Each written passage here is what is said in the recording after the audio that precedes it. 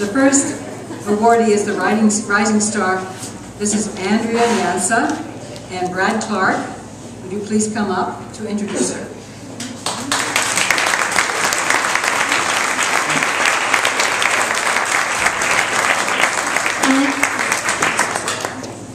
Well, thank you. My name is Brad Clark. I'm the campaign director with One Iowa, and I'm really pleased to be here tonight. You know, I came to the Democratic Party through a unique way. I was born and raised in Pella, and I grew up a Republican.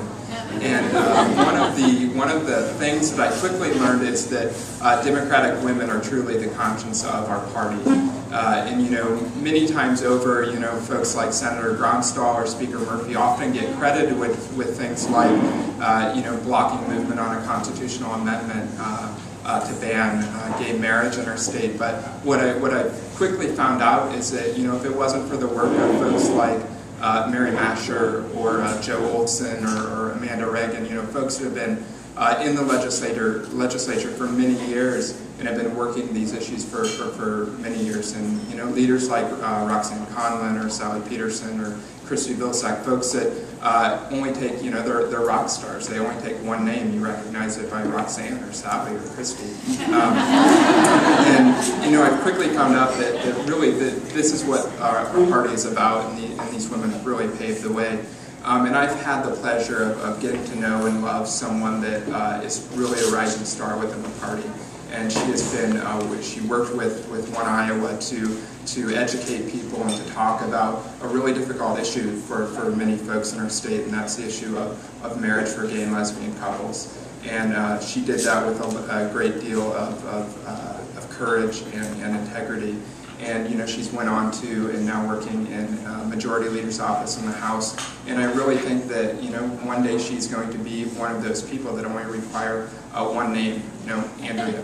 And so it's really a great pleasure to be here tonight and celebrate all that she's done. So thank you very much.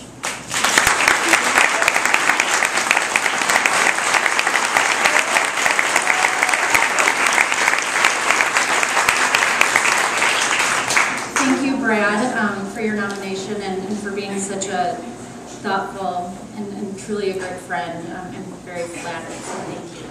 I just really quick wanted to thank my parents, Don and Patty, who drove in from Cedar Rapids today, for their constant support and for letting me hang out in the voting booth as a child. And I've really been fortunate to have a number of amazing opportunities within the political realm and in Democratic politics, but the best part about it has just been getting to know so many amazing people, many of you who are here tonight, and so I just want to thank those who I've gotten to know for their inspiration, especially the women, and for your constant support, so thank you.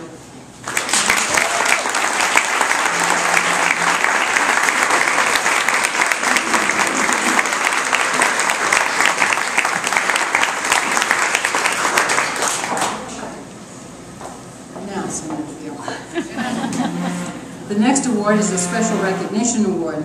This is for a Democratic woman who has achieved a noteworthy accomplishment in her community or the state.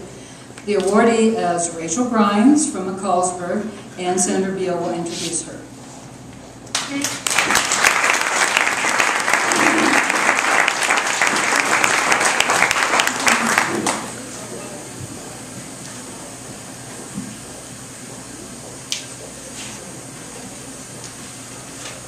Thank you, Governor. I didn't nominate Rachael, but I wish I had. She was actually nominated by Jeff Kurtz, who is out of state tonight, and so I'm filling in for Jeff. Rachael is a member of the Brotherhood of Locomotive Engineers and Trainmen Ladies Auxiliary. Rachael has distinguished herself as a real fighter for organized labor's issues, and in a short period of time has gained notoriety even with the national chapter of the auxiliary for her lobbying efforts in the state of Iowa. She was on the forefront with Jeff on the fair share issue last year, so much so that several lawmakers remarked that when they thought of her, or excuse me, when they thought of rail issues, they thought of her. She was tireless in her efforts, and when the Change to Win Coalition sent out invitations to the meeting to discuss strategy, she was always included. I know Rachael from our work with rail safety issues. She's as you probably know, a couple of the Brotherhood of Locomotive Engineers and Trainmen were killed. 2 young men, 27 years old, on July 14th of 2009 in a rail accident in Bettendorf. We had legislation that Rachael worked on this year. Unfortunately, it didn't make it through the second funnel. We'll be back next year, right, Rachael? There were some other rail safety issues that we worked with last session. And I'll tell you, I want to tell this about Rachael. She was probably the most nervous person that I have ever seen in your Capitol. This was all brand new to her, and I have to tell you that she came and testified on behalf of, she wasn't speaking, well, I think she maybe had notes too. It was very obvious to all of us there in the subcommittee during the hearing that Rachael was speaking from her heart, not from her notes. She does all of this work while being married to a Union Pacific engineer, David, and 4 children. David is a local union official with the Brotherhood of Locomotive Engineers and Trainmen in Boone, and is very proud of his wife's accomplishments. The description of this award describes it as being, quote, a non-paid volunteer who has shown great dedication to democratic ideals. Rachael may be a non-paid volunteer, 'tis true. But I'll tell you, I don't know of anybody that is more of a pro in a short period of time than Rachael Grimes.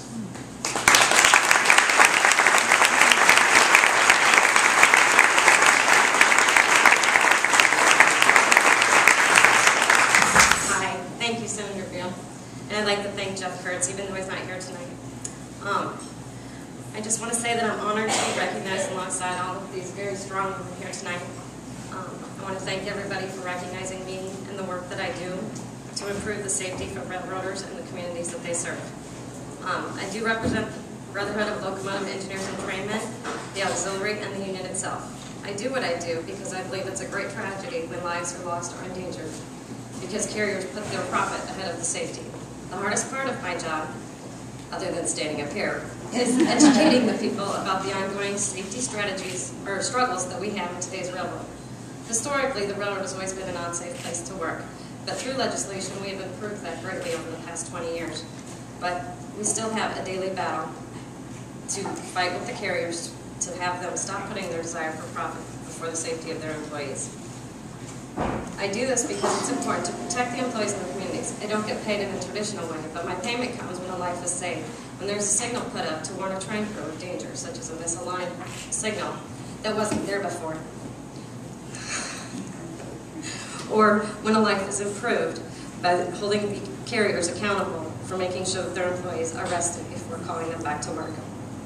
I have been given the liberty of being able to use my voice so that one person can be heard and make a difference, and I intend to keep speaking up for the issues that affect all of us.